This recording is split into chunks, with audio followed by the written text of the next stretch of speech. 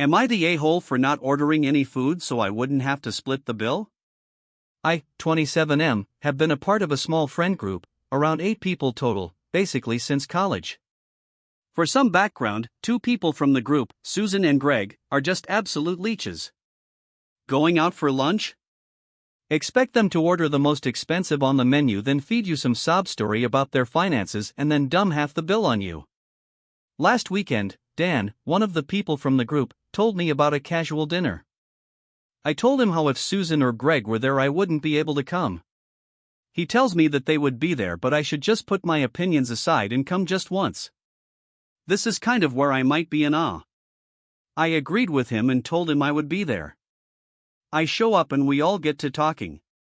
Everyone began putting in their orders, most of them spent about $40. There were only about 6 people there. When it gets to Susan and Greg, they both order expensive dishes, around $200. When it was my turn to order, everyone looked at me, but I just pick up the menu and point to the $4 Miller Lite and sent the waiter away. Dan asked why I hadn't ordered anything and all I said was that I lost my appetite. The other 2 friends got up as well to cancel their orders and just have drinks. After the main courses came out, I saw Susan and Greg picking at their food. The waiter then brings over the check. Greg then grabs the waiter and asks him to split the check 6 ways.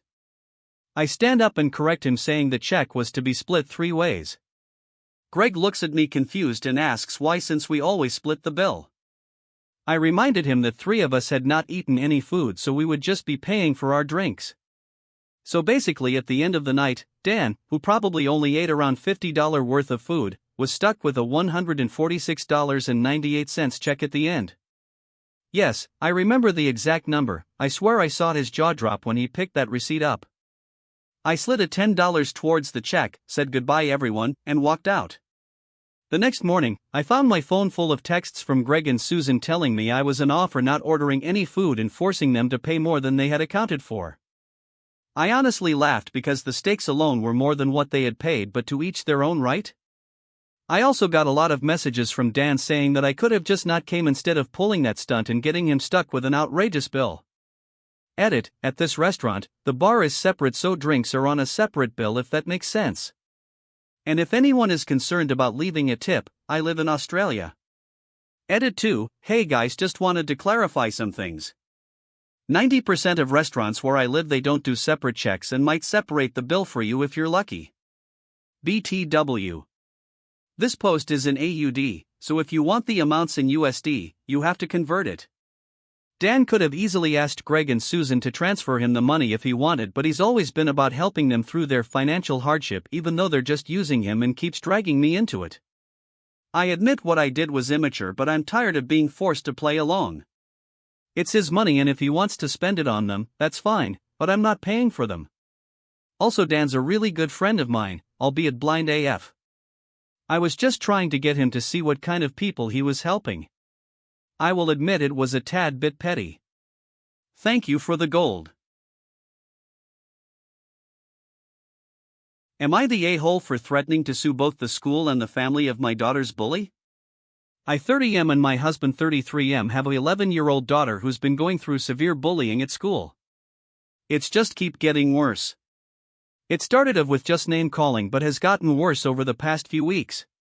Context, she's adopted, which is something we've always been open about and celebrated as part of her story. Recently, some kids found out about her adoption and started saying horrible things, telling her stuff like her birth mother didn't want her. They tell her that she's unwanted, tell her she a reject. Which is not the case. Her mother loved her very much to the point she literally gave her life so she could be here.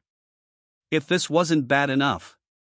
A few days ago, she came home in tears with her hair butchered. They'd cut off 2 inches of her ponytail well in class, all while taunting her names and laughing at her reaction. They will follow her through the halls to make fun of her on a regular basis now. Both my husband and I have been in touch with the school about the bullying more times than I can count. I emailed, called, even showed up in person to speak with teachers and the principal, but all I got were empty promises that they'd look into it. Nothing changed, and my daughter's mental health has taken a hit. She's anxious, struggling to sleep, and now begs us not to send her to school. Finally, out of frustration and feeling like no one was taking this seriously, we reached out to a lawyer to explore legal action against both the school and the Bullies family. Only when the school and her parents learned we were considering a legal action did they start to act. Suddenly, the school calls me to say they're moving the bully out of my daughter's class and claim they had a talk with her.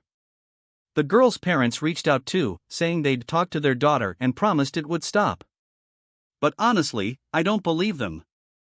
It feels like they're all saying this just to get me to back off and avoid the legal consequences. I worry that once the dust settles, things will go right back to how they were, and my daughter will still be dealing with this.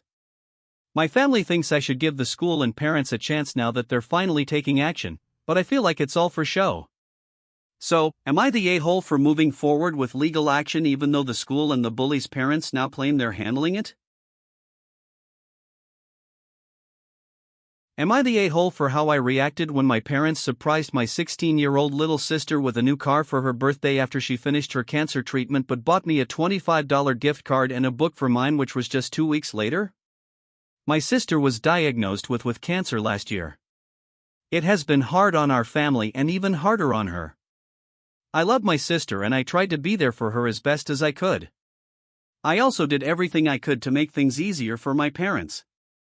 I took over all chores, cooked every day, cleaned the house, did laundry, took care of my younger sibling and babysat them more. Luckily she is doing really well and has recently finished her treatment, which is great, and we are all grateful. Our birthdays are 2 weeks apart and hers was 2 weeks ago. My parents bought her a new car to celebrate after everything she went through, which I understand, she does deserve it, but I was a bit surprised because I thought they didn't have any money. My dad has been unwilling to help me get a used car since last year, telling me that they do not have the money. I didn't even want him to pay for all of it. I have been saving up and just wanted them to help me with the rest, but he kept telling me that they have no money for that. Well, my birthday just rolled around and my parents bought me a book that I mentioned in passing and a $25 takeout gift card to a place I like. I thanked them, but they saw that I wasn't too thrilled and asked me what was wrong. I told them that while I appreciate the gifts, I thought that they were finally going to help me with the remaining $800 for buying the used car, seeing that they could now afford a new car for my sister. But that's when they accused me of being jealous of my sister, who had just gone through something very traumatic, and that I was trying to make everything about me and why couldn't just be happy for her. They said that at the end of the day I have a job and could just continue saving. Am I the b-hole?